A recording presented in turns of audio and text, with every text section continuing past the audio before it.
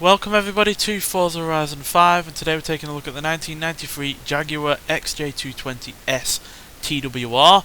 Now, Tom Walkinshaw Racing, TWR, developed 6 road cars that were essentially road-going versions of the XJ220C race cars, which were raced at the likes of Le Mans.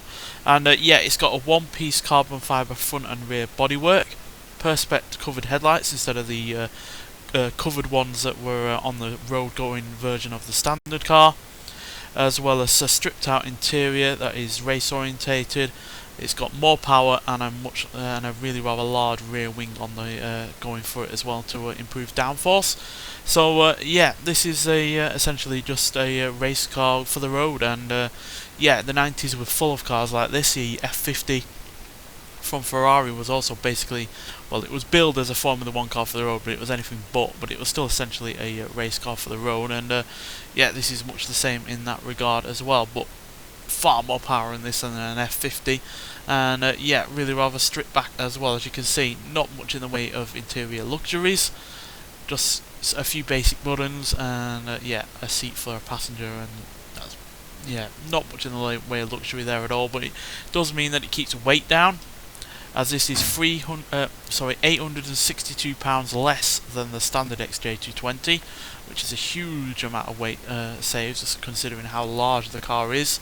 And yeah, you add on to the fact that it's got no little weight, and yeah, the fact that it's also got more power, then you've got a really rather formidable car on your hands here. If you'll let us have a look, there we go. So yeah, it's the same 3.5 litre twin turbocharged V6 engine, but it now produces 680 horsepower and 526 pounds-feet of torque. So that's 138 horsepower more than the standard XJ220 and 53 pounds-feet of torque more as well. So yeah, this isn't just a slightly fettled, race car for the road. This is, yeah, hugely powerful over the standard car. And yeah, like I said, add that onto the lack of weight, and yeah, you've got a formidable car in terms of straight line speed, but also crucially in terms of handling and braking as well. Because yeah, the original car was a little bit cumbersome in some regards. It did genuinely feel its size and weight, whereas with this, anything but that, quite frankly. So yeah, nonetheless, let's get out onto the open road and see what this car can do. Right, so here we are at the drag strip, so let's see how quick it can go before it hits the speed camera, and then we'll yeah, get it on the racetrack and talk about it some more. So yeah, it's still got the same 5-speed manual that you'd get in the standard XJ220, so yeah, you've not got many gears to play around with, and that's evident by how long the gears are. But yeah, nearly 162 miles an hour there, so properly quick. I think that's actually pretty much the same kind of speed the F1 GT that we reviewed in the last video I did wasn't able to get up to. So yeah, despite this having you know less power than the F1 GT would have in comparison to the standard XJ220, this now with more power and less weight is able to pretty much match the McLaren F1. So yeah, but still, this is at least a little bit less rare than that McLaren F1 GT. 6-2 is not bad. So yeah, at least got 3 times the amount of these. But yeah, highly doubt you're ever going to find one of these out on the open road. But yeah, let's get it out onto the track and see what it's like. Now, yeah, the McLaren F1 was a little bit tricky at times to drive. Still felt like the standard car, but with more downforce once you eventually got the speed up. But yeah, let's see if this is any different to the standard XJ220, which yeah, was pretty safe to drive and easy to get used to, really, at lower speeds, unlike the F1, which was really rather tricky at the lower end. The F1 GT was pretty much the same at the lower end, but it was also a lot better at the top end. So yeah, let's see if this is any different to that.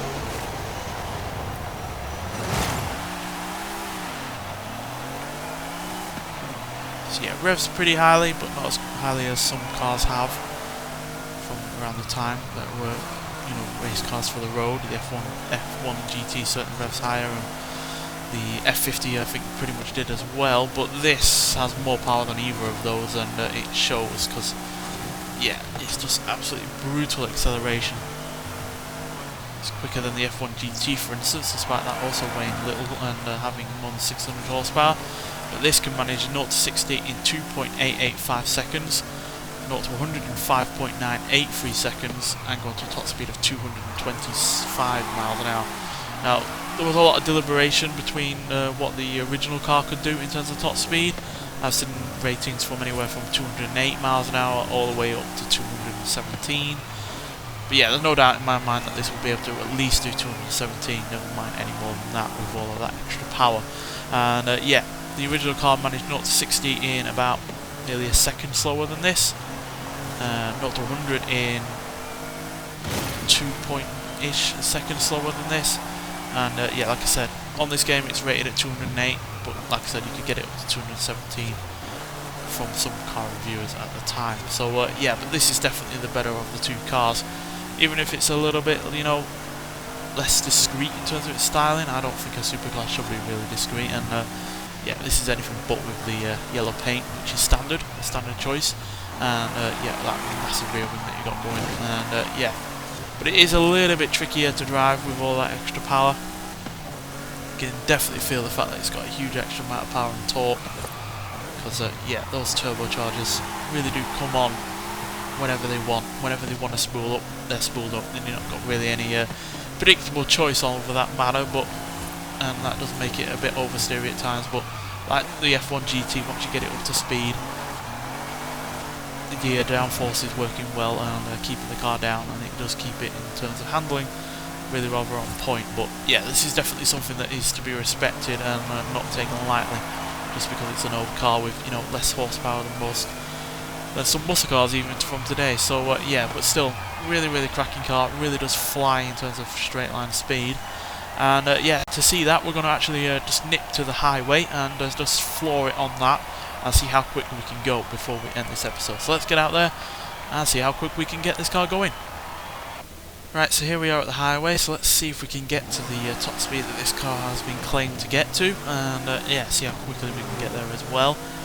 Yeah, like I said, ferocious acceleration on this car. Get out of the way now, Land Rover. But yeah, especially for a car of this age, it's really rather ridiculous how quick this car can go. Obviously, we've seen many a time how quick the XJ220 is or the McLaren F1 is, but yeah, this is on another level in comparison to the standard car. Like I said, still got the same 5-speed gearbox, so you've not got a lot of gears to get through until you can just floor it without worrying about changing gear.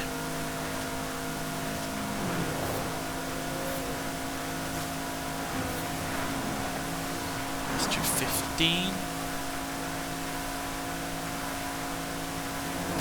Nope, did not see the Bronco there. Looking at the speedometer.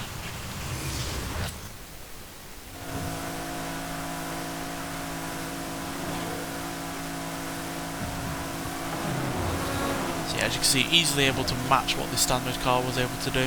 It's called the XJ220 because that's how what the you know, the top speed goal was for the car when it was in the development stage, much like the XJ120 or XK120 from the old days. The 120 mile an hour speed limit was the aim of that car. But as you can see, this is easily able to get to 220. Get any more?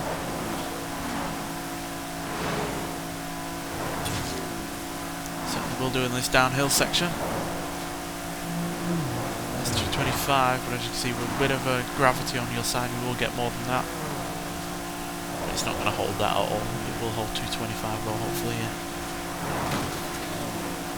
So yeah, there we go. This is a formidable car in terms of top speed, handling, and just pure power.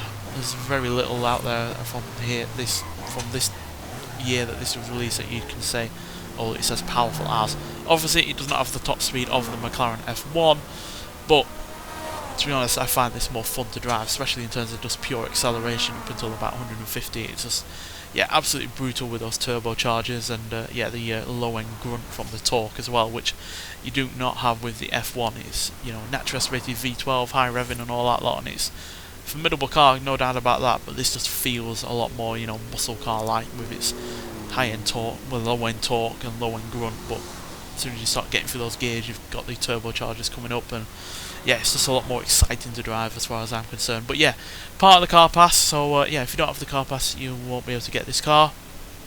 The car pass at this point is still well worth the money.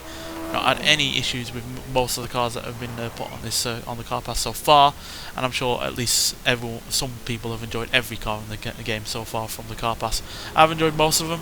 I'm not saying I hate any of them, but a few of them have been a bit underwhelming, but most of them have been great, and yeah, this is another one of those. So yeah, nonetheless, thanks for watching, and I'll see you in the next one. Bye.